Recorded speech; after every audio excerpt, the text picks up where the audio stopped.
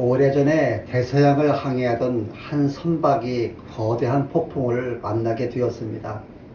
파도는 배를 집어삼켰듯이 몰아쳤고 선원들은 죽음을 직감했습니다.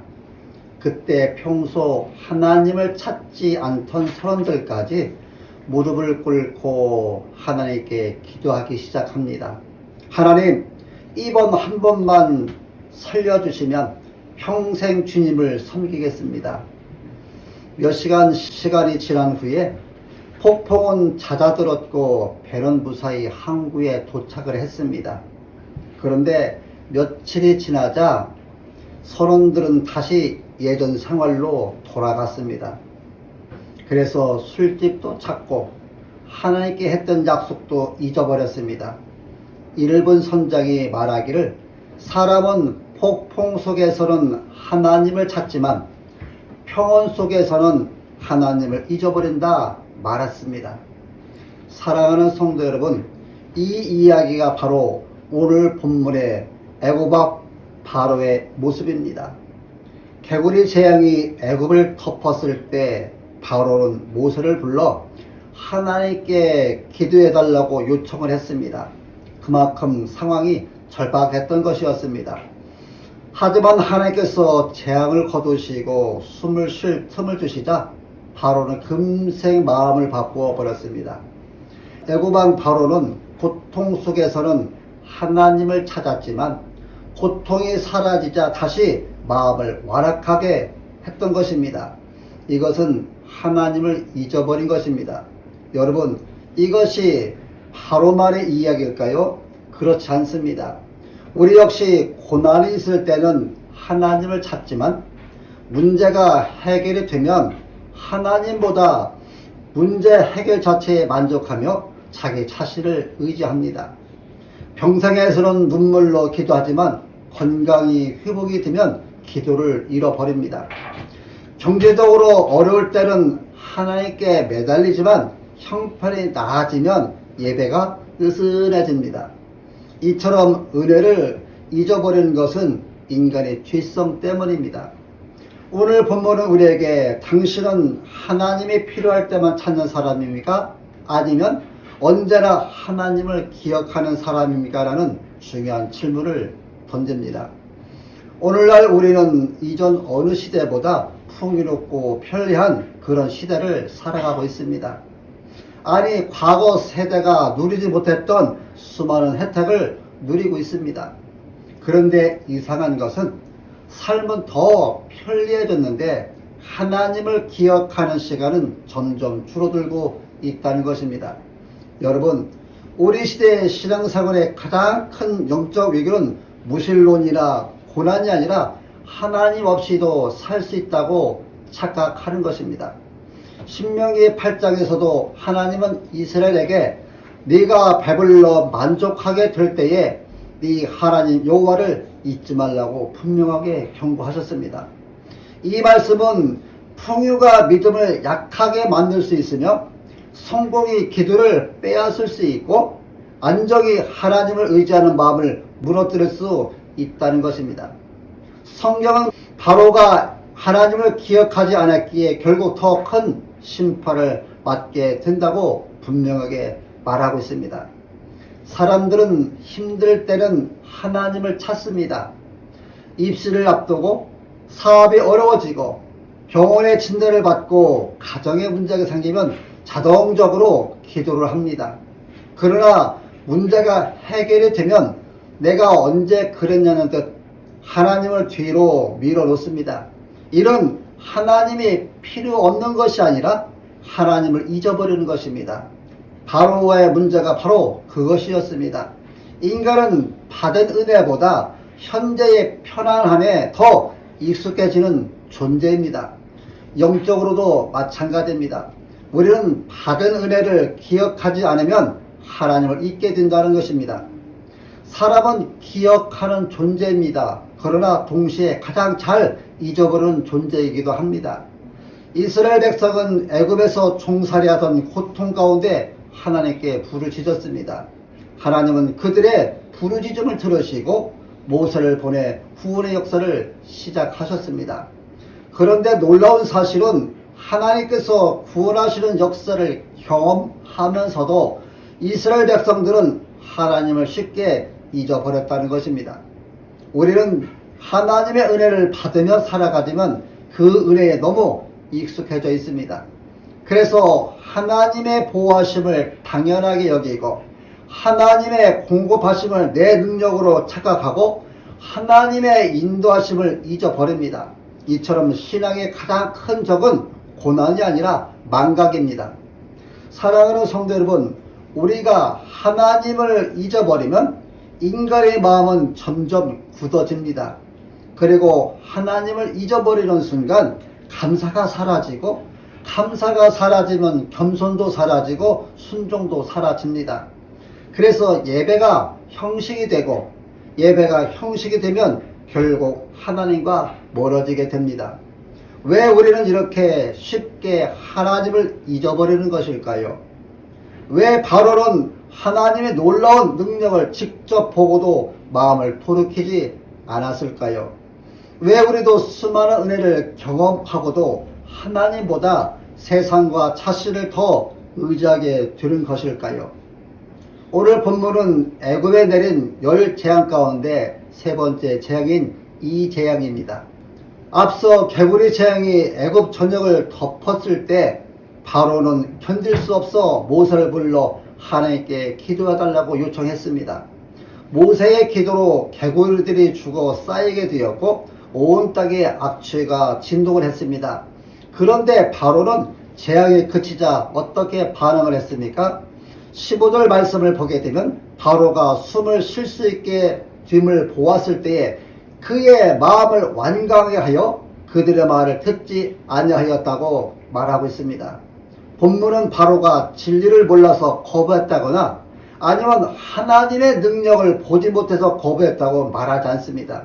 그는 하나님의 역사를 분명히 경험했음에도 불구하고 하나님을 인정하고 순종하기보다 자신의 고집을 붙들었습니다. 이것이 바로 죄인의 완악한 마음인 것입니다.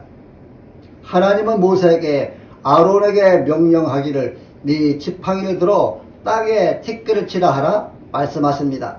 그러자 애굽 온 땅에 티끌이 이가 되어 사람과 짐승을 괴롭혔습니다.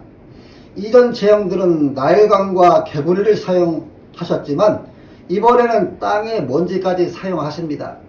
이런 애굽 사람들이 섬기던 모든 신들이 무력하다는 것을 보여주는 것입니다.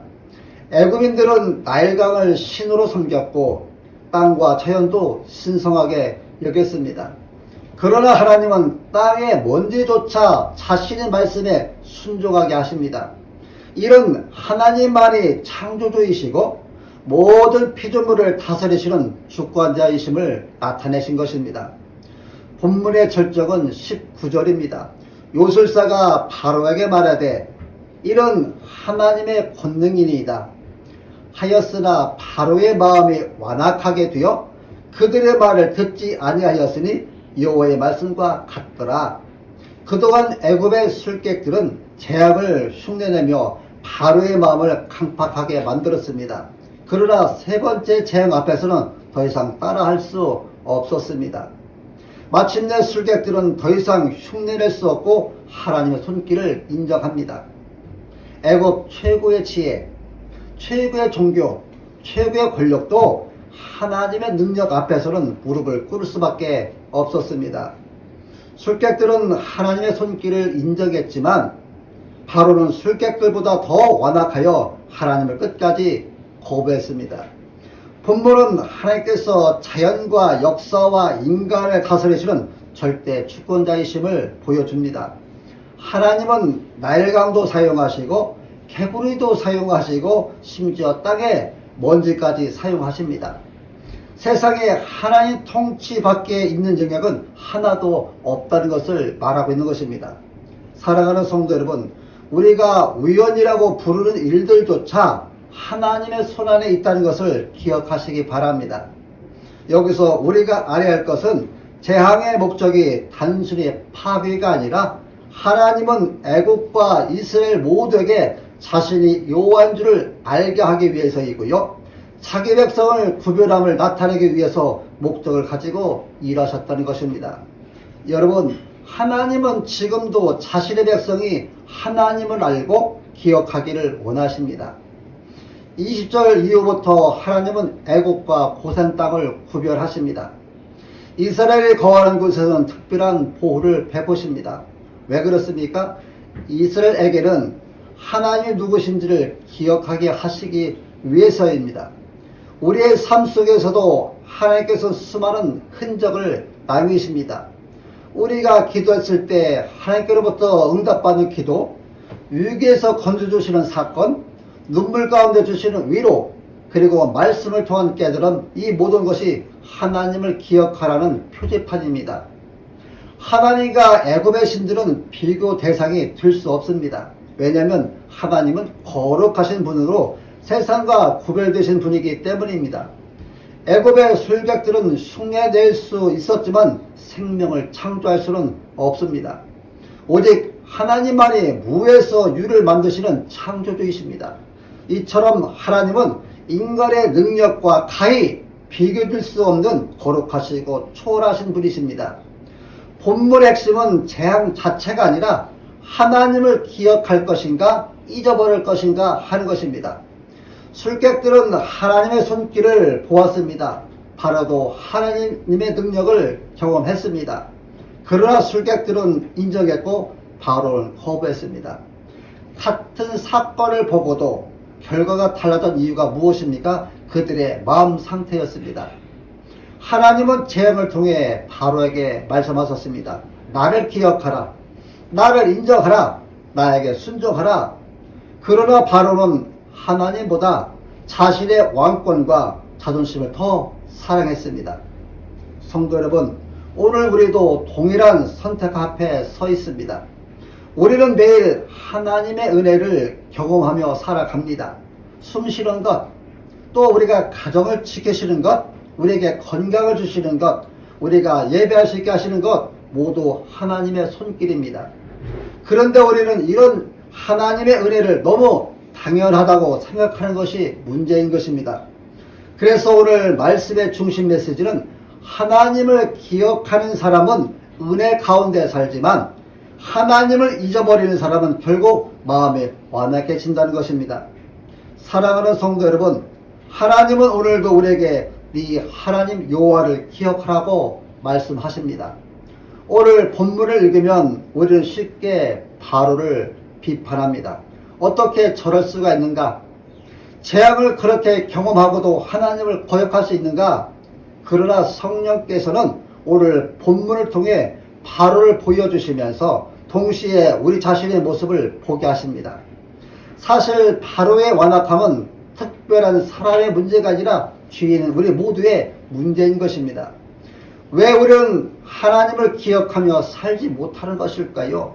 그 이유의 첫 번째는 우리는 하나님의 은혜보다 눈앞의 문제에 더 집중하기 때문입니다.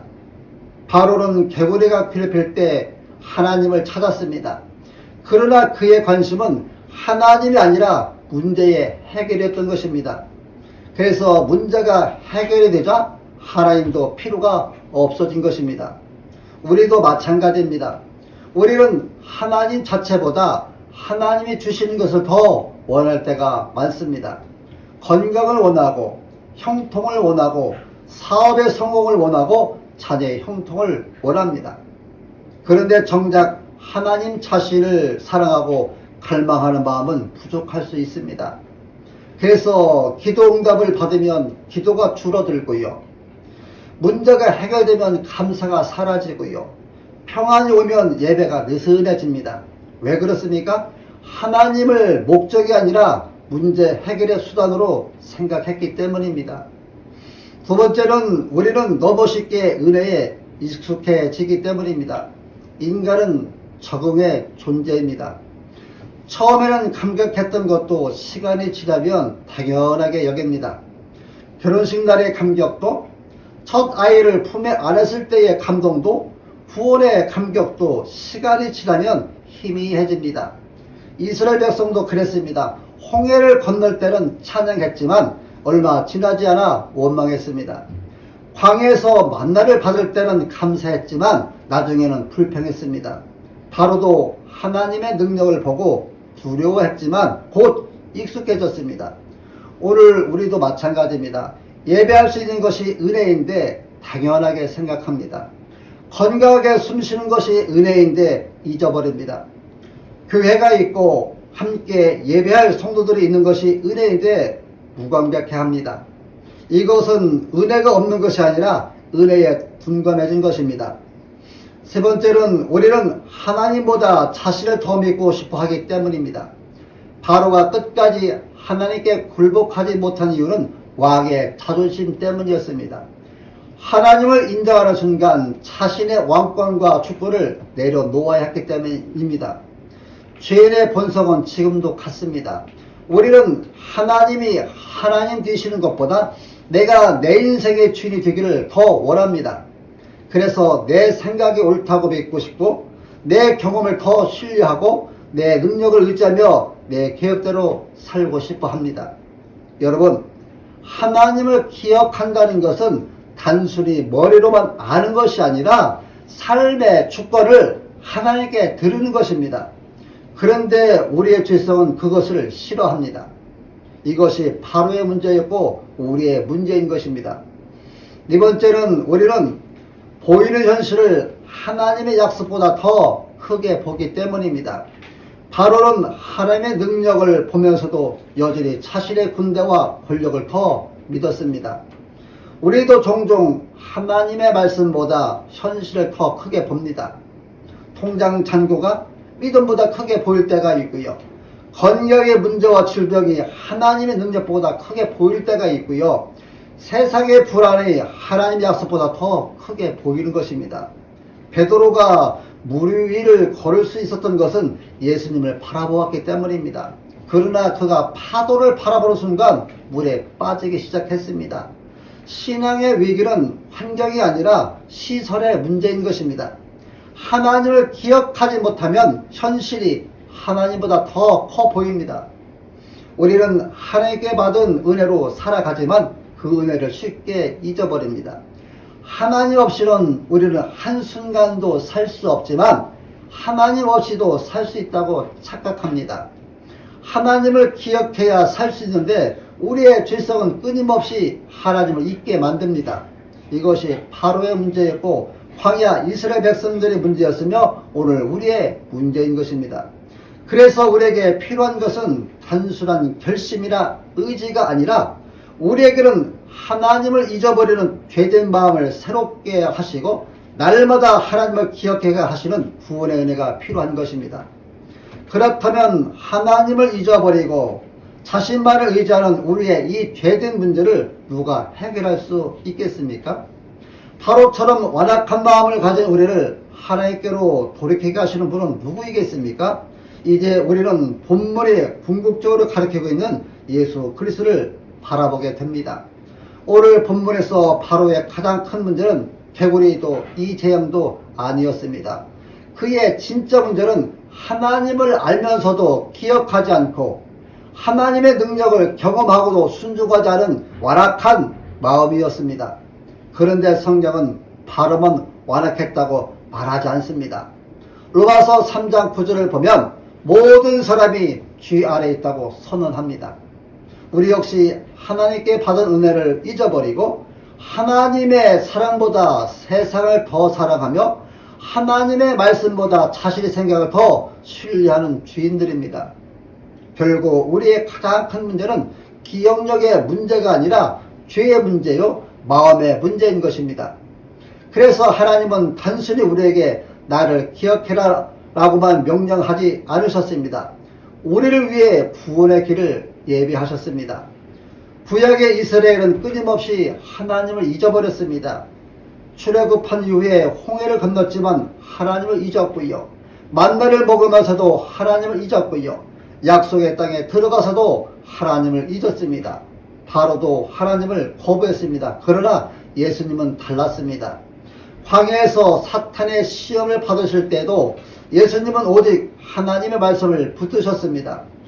배고픔보다 하나님을 기억하셨고 세상의 영광보다 하나님의 뜻을 선택하셨고 십자가의 고난 앞에서도 하나님께 순종하셨습니다. 예수님은 하나님을 완전히 기억하고 완전히 순종하신 참된 이스라엘이십니다. 우리가 실패한 자리에서 예수님은 승리하셨습니다.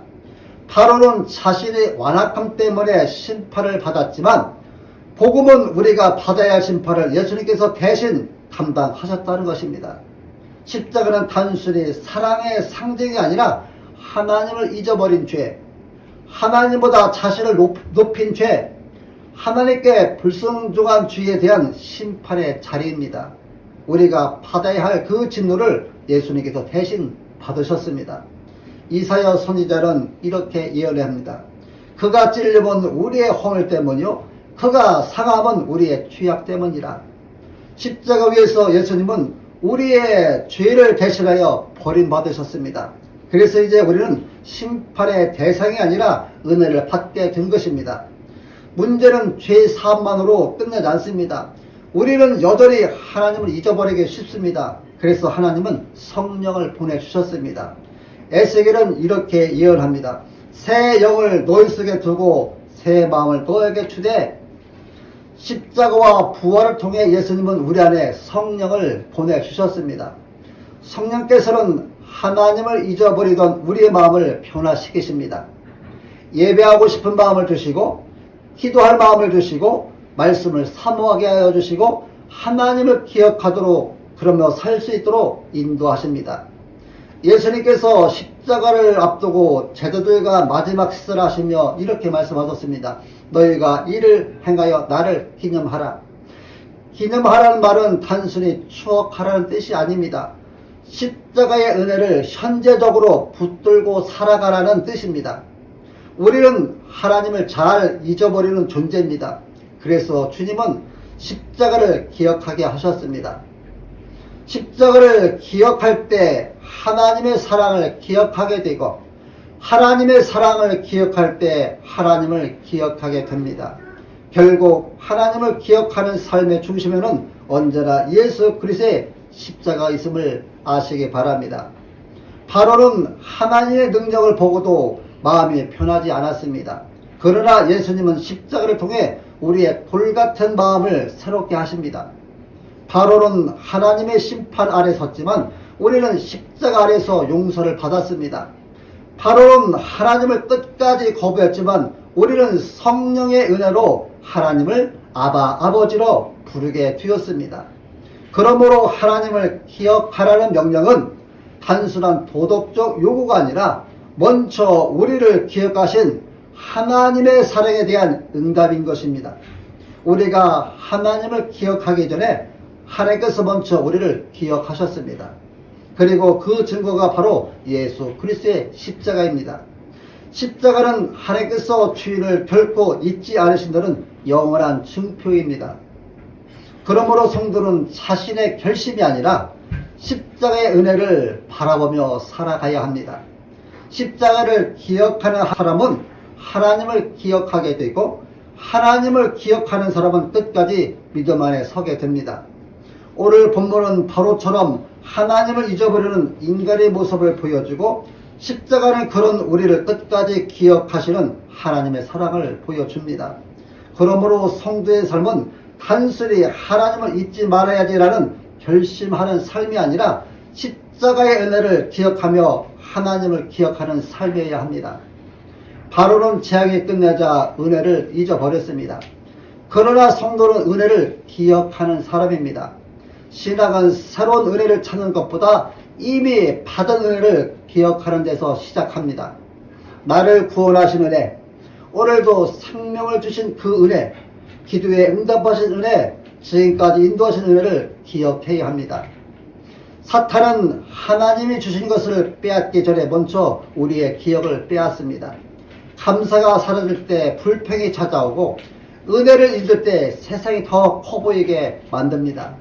그래서 성도는 시편 103편 2절 말씀에 내 영혼아 여호와를 송축하며 그의 모든 은택을 잊지 말지어다라는 그 말씀을 기억하며 매일 하나님의 은혜를 세워보며 살아야 합니다. 바로는 하나님보다 재앙이 없어진 것을 원했습니다. 그래서 재앙이 끝나자 하나님도 떠났습니다. 그러나 성도는 하나님이 주시는 복보다 하나님 자신을 더 사랑해야 합니다. 우리는 기도할 때 종종 주님 이것을 해결해 주십시오 라고 기도합니다. 물론 그것도 필요합니다. 그러나 더 중요한 기도는 주님 이 일을 통해서 지가 주님을 더 알게 하옵소서 이 기도해야 됩니다. 성숙한 믿음은 문제 해결에서 끝나지 않고 하나님과의 관계로 나갑니다. 고난 속에서도 하나님을 찾고 형통 속에서도 하나님을 찾고 응답받을 때도 하나님을 찾고 응답이 늦어질 때도 하나님을 찾는 사람이 되어야 합니다. 하나님을 기억하는 것은 저절로 되지 않습니다. 그래서 성경은 끊임없이 기억하라고 명령합니다. 우리는 의도적으로 하나님을 기억하는 훈련을 해야 합니다. 그래서 매일 말씀을 읽고 매일 기도하며 예배를 최우선 순위에 두어야 합니다. 그리고 감사의 제목을 기록하며 기도 응답 노트를 작성해야 합니다. 영적 습관은 하나님을 기억하는 통로입니다. 말씀을 떠나면 하나님을 잊게 되고 기도를 멈추면 하나님보다 세상을 더 의지하게 됩니다. 하나님을 기억하는 가장 확실한 방법은 십자가를 기억하는 것입니다. 우리는 자주 실패합니다. 때로는 바로처럼 완악해질 때도 있습니다. 그러나 십자가는 우리에게 이렇게 말합니다. 하나님은 너를 잊지 않으셨다. 내가 하나님을 붙드는 신보다 하나님이 나를 붙드시는 은혜가 더 크다는 것을 아시기 바랍니다. 십자가를 바라볼 때 우리는 다시 하나님께로 돌아오게 됩니다. 그래서 성도는 과거의 은혜를 추억하는 사람이 아니라 오늘도 십자가의 은혜 안에서 살아가는 사람입니다. 사랑하는 성도 여러분, 바로는 재앙이 끝나자 하나님을 잊어버렸습니다. 그러나 하나님의 백성은 은혜를 받을수록 하나님을 더 기억해야 합니다. 우리가 이번 한 주간 이렇게 결단하시길 바랍니다. 어려울 때만이 아니라 평안할 때도 하나님을 찾겠습니다. 받은 은혜를 기록하며 감사하겠습니다. 문제보다 하나님을 먼저 바라보겠습니다. 날마다 말씀과 기도로 하나님을 기억하겠습니다. 무엇보다 십자가를 바라보며 살아가겠습니다. 왜냐하면 우리가 하나님을 기억하기 전에 하나님께서 먼저 우리를 기억하시고 독생자 예수 그리스도를 보내주셨기 때문입니다. 그러므로 성도의 삶은 한마디로 이렇게 요약할 수 있습니다. 십자가를 기억하며 날마다 하나님을 기억하는 삶이다. 우리 모두 그런 삶을 통해 어떤 상황에서도 하나님을 잊지 않고 끝까지 믿음으로 승리하는 성도들이 되시기를 예수님의 이름으로 축원합니다.